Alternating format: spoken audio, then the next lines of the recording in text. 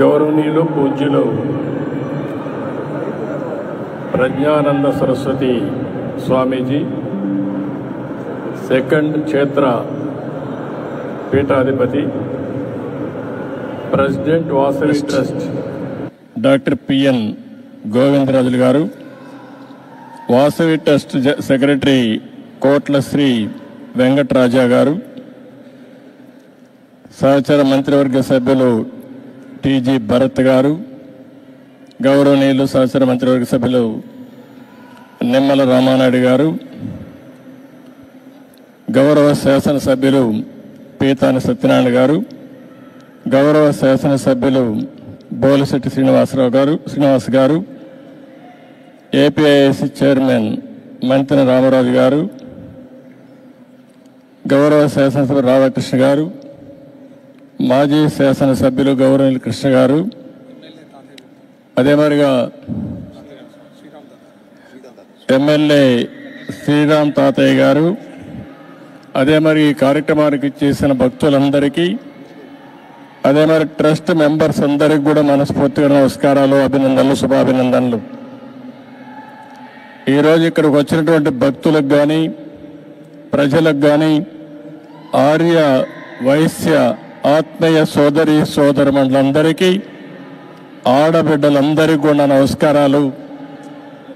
ఈరోజు మనం చూస్తే శ్రీ వాసవి కన్యకా పరమేశ్వరి మాతను ఎలా దర్శించుకోవడం, 90 అడుగుల విగ్రహం ఒక పక్కనుంటే ఇంకో పక్క చరిత్ర సృష్టించిన ఒక పుణ్యక్షేత్రం ఇప్పుడే నేను దర్శనం చేసుకొని బయట వచ్చాను.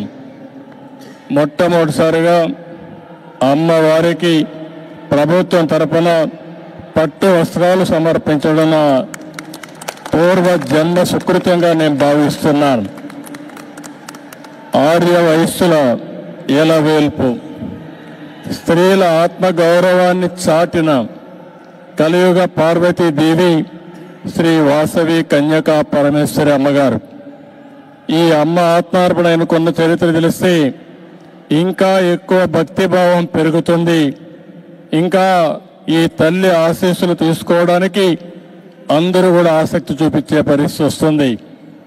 అహింసకు, ఆత్మత్యాగానికి, ధర్మ నిరతికి, శాంతికి ప్రతిరూపం శ్రీ వాసవి కన్యకా పరమేశ్వరి. అమ్మను వేడుకుంటే శాంతి, సంపద, రక్షణ, ఆశీస్సులు మెండుగా లభిస్తాయని అందరికీ నమ్మకం. ఇక్కడుండే వాళ్లే కాకుండా దేశం మొత్తం వయస్సులంతా పూజించే ఏకైక దేవత కన్యకా పరమేశ్వరి కూడా నేను మీకు తెలియజేస్తున్నా. ఇంకో పక్కన చూస్తే 2600 ఏళ్ల క్రితం ఈ తల్లి చరిత్ర అందరం కూడా ఒకసారి స్మరించుకోవాల్సిన అవసరం ఉంది. ఒకసారి ఆ చరిత్ర తెలిస్తే మనం కూడా త్యాగాలకు ఏ విధంగా విలువిస్తామో అర్థమవుతుంది. ఇక్కడే మీరు చూస్తే 2600 సంవత్సరాల కంటే ముందు పెనుగొండ పాలకులు ఆర్య వయస్సులైన కుసుమ శ్రేష్ఠి కుసుమాంబ దంపతులకి పుట్టిన కుమార్తె వాసవి కన్యకా పరమేశ్వరి. ఆమెను చూస్తే, ఆ తల్లిని చూస్తే భగవంతుడు ఆశీస్సులతో పుట్టినటువంటి తల్లి కలియుగ దేవత కన్యకా పరమేశ్వరి అని చెప్పి కూడా నేను మీకు తెలియజేస్తున్నా. దేవుణ్ణి చూసినప్పుడు ఒక వరం ఇచ్చాడు. ఆ వరం ప్రకారమే ఆమె ఇక్కడ పుట్టింది. పుట్టడమే కాదు, గుణవంతురాలు, తెలివైనది, సమాజం పట్ల అత్యంత బాధ్యత కలిగినటువంటి వ్యక్తిగా పుట్టుకతోనే లక్షణాలతో పుట్టి ఆవిడ పెరిగే పరిస్థితికి వచ్చింది. అలాంటి ఆడబిడ్డ ఆ రోజుట్లోనే రాజమహేంద్రవరాన్ని పరిపాలించే విష్ణువర్ధుడని రాజు పక్కనే పరిపాలించేవాడు. ఈవిడ గుణగణాలు తెలుసుకుని ఆయన ఈవిడ్ని పెళ్లి చేసుకోవాలని వాళ్ళ తండ్రితో సంప్రదించే పరిస్థితికి వస్తారు. కానీ ఆ రోజు చూస్తే 714 మంది గోత్రీకులు కుసుమ శ్రేష్ఠి దీనిపైన అడగ్గా వాళ్ళకు సంబంధించిన వ్యక్తులు 102 మంది గోత్రీకులు అంగీకరించలేదు. ఆవిడకి కూడా ఇష్టం లేదు. ఇష్టం లేనప్పుడు ఆవిడ పెళ్లికి నిరాకరించింది. దానిపైన ఆ రోజుట్లోనే మనం చూసాం. ఎవరైతే విష్ణువర్ధనుడు ఆగ్రహం చెంది నాలాంటి వాణ్ణి కాదంటారని ఎక్కువ ఆగ్రహాన్ని పెంచుకొని ఏం చేయాలో చేస్తానని చెప్పి ఇష్టానుసారంగా మాట్లాడే పరిస్థితికి వచ్చింది. ఒక పక్క తల్లికి ఇది అధర్మం అని తెలుసు, న్యాయం పైన నిలబడాలని తెలుసు.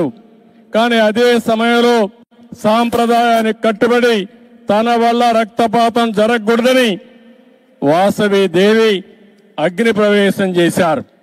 శాంతిని కాపాడాలని ఆత్మ బలిదానం చేశారంటే అది తల్లి చూపించిన చొరవ.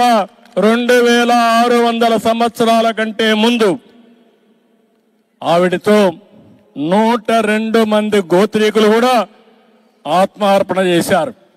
అంటే మనందరం గుర్తుపెట్టుకోవాల్సింది, ఆ రోజుట్లోనే యుద్ధాలు జరిగేటివి, రక్తపాతం చిందించేవాళ్ళు. కానీ ఒకే నిర్ణయం చేసి నా వల్ల సమాజానికి ఎక్కడ కూడా హింస రాకూడదు, ఎవరికి కూడా ఇబ్బంది కలగకూడదని ఆ దేవి ఆ రోజు ఆత్మార్పణ చేసే పరిస్థితి వచ్చింది.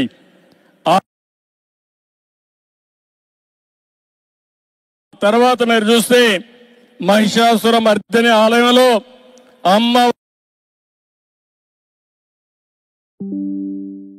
వారి రూపంలో వాసవి దేవి దర్శనమిస్తే అక్కడి నుంచి వాసవి కన్యక పరమేశ్వర అమ్మవారి దేవాలయంగా అమ్మవారిని ఆర్యవసులు దేవతగా కొలిసే పరిస్థితికి వచ్చారు. ఇప్పుడే నేను అక్కడ లోపల పోయినప్పుడు చూశాను. ఆవిడ త్యాగానికి, శక్తికి, సంకల్పంతో నేడు అన్ని వర్గాలు పూజలు చేస్తున్నారు. ఆర్యవైశ్య కుటుంబంలో పుట్టిన దేవత కోసం ఆవిడని దర్శించుకుంటే పుణ్యం వస్తుంది, మన కోరికలు నెరవేరుతాయనే ఉద్దేశంతో అందరూ కూడా దర్శనం చేసుకునే పరిస్థితికి వచ్చారు. ఇంకో పక్కన మీరు చూస్తే ఈ వాసవి మాతకి దేశం మొత్తం దేవాలయాలు కట్టారు, బ్రహ్మాండమైన దేవాలయాలు కట్టారు, పూజలు చేస్తున్నారు. ఇప్పుడు బెంగళూరులో ఉండేవాళ్ళు ఇక్కడికి వచ్చి వాసవి కన్యకా పరమేశ్వరి టెంపుల్ కట్టారంటే అది ఆ తల్లిపై నుండే నమ్మకం, నమ్మకమే కాదు మహిమ అని చెప్పి మరొకసారి మీ అందరికీ తెలియజేస్తున్నాం. ఈరోజు మనం చూస్తున్నాం, ఈరోజు ప్రారంభం మాత్రమే. రాబోయే రోజుల్లో ఈ టెంపుల్కి చాలా పేరు ప్రఖ్యాతులు వస్తాయి. ఏదైతే మనందరం చూస్తున్నాం, దేశమంతా కూడా కాశీకి వెళ్తారు.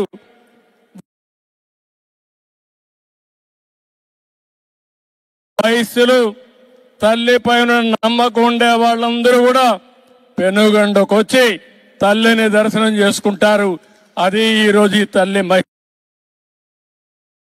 అని చెప్పి కూడా మీకు తెలియజేస్తున్నా. ఈరోజు ఇక్కడ చూస్తే 7 అంతస్తుల్లో గాలిగోపురం కట్టారు, 90 అడుగుల విగ్రహం పెట్టారు. మొత్తం అన్ని కూడా స్వచ్ఛందంగా చేశారు. రేపు ఎల్లుండి నుంచి ఇప్పటి నుంచి ట్రస్ట్ ద్వారా ఇంకా అనేక కార్యక్రమాలు చేయడానికి ముందుకొచ్చారు. దాతలందరినీ పేరు పేరున ఈ శుభదినాన పవిత్ర సమయంలో అభినందిస్తున్నా, వాళ్ళ సేవలు కొనియాడుతున్నానని చెప్పి కూడా నేను మీకు తెలియజేస్తున్నా.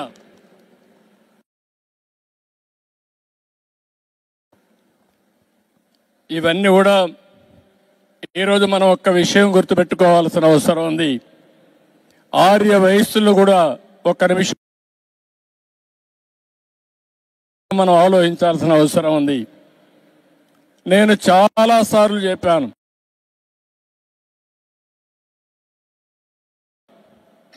సమాజంలో కష్టపడి పని చేసేవారు తెలివితేటలతో పనిచేసేవారు ఆర్యవైశ్యులు. నీతి నిజాయితీగా వ్యాపారం చేస్తారు. తెల్లవారి నుంచి సాయంత్రం వరకు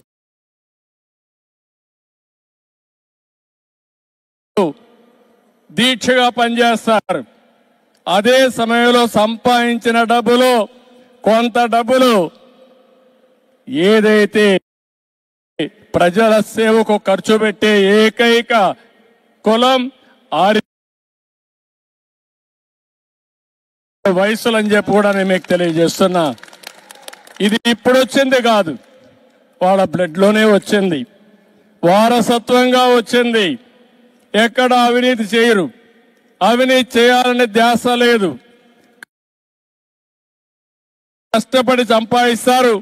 అందులో వాళ్ళకు తోచిన విధంగా దాన కార్యక్రమాల కోసం, ధర్మ కార్యక్రమాల కోసం వెచ్చించే వ్యక్తులు ఆర్యవైశ్యులని చెప్పి కూడా నేను మీకు తెలియజేస్తున్నా.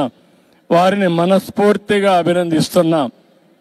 వారు కూడా ఇప్పుడిప్పుడు కొద్దిగా వ్యాపారాలు, పెద్ద వ్యాపారాలు చేస్తున్నారు. కానీ ఒకప్పుడు చిరు వ్యాపారాలకే పరిమితం అయ్యారు. ఎక్కడన్నా కిళ్ళీ కొట్టు ఉంటే ఆ కిళ్ళీ కొట్టు ఆర్యవైశ్యులు తప్ప వేరే వాళ్ళది కాదు. ఇది ఇవన్నీ కూడా అన్ని కొట్టులు వీడే ఉండేటివి. ఇప్పుడిప్పుడు కొద్దిగా ఆ కిరాణా కొట్లు కూడా వేరే వాళ్ళు పెట్టేసే పరిస్థితికి వచ్చారు. కాబట్టి ఇవన్నీ కూడా మల్టీ ఛానల్స్ వస్తున్నాయి, మార్ట్లు చేస్తున్నాయి, షాపింగ్ మాల్స్ వస్తున్నాయి, అనేక ఇది వచ్చాయి. కానీ ఎన్నోసార్లు చెప్పాను, అందుకే ఆర్యవైశ్యుల కోసం ఒక కార్పొరేషన్ పెట్టి మీ తెలివితేటలు ఉపయోగించి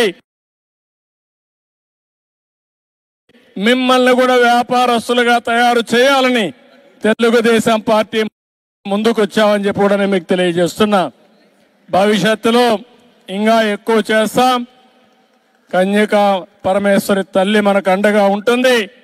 ఆ ఆశీస్సులు ఉంటాయి. తప్పకుండా మీ అందరికీ న్యాయం జరుగుతుంది. ఈరోజు ఈ తల్లి దయ వల్ల నిన్న నేను వాట్సాప్ గవర్నెన్స్ పెట్టాను. అంటే మీరు ఏ ఆఫీసుకు పోయే పని లేదు, మీ ఇంటి దగ్గర కూర్చొని ఫోన్లో ఒక మాట చెప్పినా, ఫోన్లో కొట్టినా సర్టిఫికెట్లు కానీ పనులన్నీ అయ్యి మళ్ళీ మీకు మెసేజ్ ఇచ్చే పరిస్థితికి ఈ ప్రభుత్వం తీసుకొస్తున్నామని చెప్పి కూడా నేను మీకు తెలియజేస్తున్నా. నా ఆలోచన ఒకటే, ఎవ్వరికి ఇబ్బంది రాకూడదు. ప్రభుత్వం అనేది ప్రతి ఒక్కరికి మిత్రులుగా ఉండాలి, శ్రేయోభిలాషగా ఉండాలి. మీ కష్టానికి తగిన విధంగా ప్రభుత్వం కూడా సహకరించాలి. ఆర్థికంగా కావచ్చు, అదే మరిగా ఎక్కడన్నా క్లియరెన్స్ ఇవ్వాలంటే క్లియరెన్స్ పరంగా కావచ్చు, భద్రత కానీ ఏది కావాలన్నా మీకు చేసే పరిస్థితి రావాలని ఈరోజు ఈ ప్రభుత్వం ముందుకు వెళ్తా ఉంది. ఈ ప్రభుత్వం మీది, ఈ ప్రభుత్వం మనది. నేను ఒకటే చెప్తున్నాను, మీ అందరినీ సుఖ సంతోషాలతో చూడడమే ఈ ప్రభుత్వం యొక్క ధ్యేయం అని చెప్పి కూడా నేను మీకు తెలియజేస్తున్నా. అందుకే ఈరోజు తల్లి దగ్గర నేను కూడా మీ అందరికీ చెప్తున్నా, 2047కి ఒక విజన్ తయారు చేసుకున్నాం. అది కూడా మీరు చూస్తే స్వర్ణ ఆంధ్రప్రదేశ్ విజన్ 2047 తయారు చేశాం. దాని ప్రకారం ముందుకు పోతున్నా. ఈ విజన్లో ఎక్కువ పాత్ర పోషించాల్సింది ఆర్యవైశ్యులు కూడా పోషించాల్సిందిగా వారందరినీ మనస్ఫూర్తిగా కోరుకుంటూ చేస్తారని చెప్పి ఆశిస్తూ అందరికీ నమస్కారాలు. అదే మరిగా మరొకసారి కన్యకా పరమేశ్వరికి నా ప్రణామాలు తెలియజేస్తూ నేను ఆ తల్లిని మొక్కుంటూ ఆ తల్లి రాష్ట్రాన్ని చల్లగా చూడాలని, ఆ ఆశీస్సులు మనకు ఉండాలని మరొక్కసారి ప్రార్థిస్తూ మీ అందరి దగ్గర సెలవు తీసుకుంటున్నా. జై హింద్.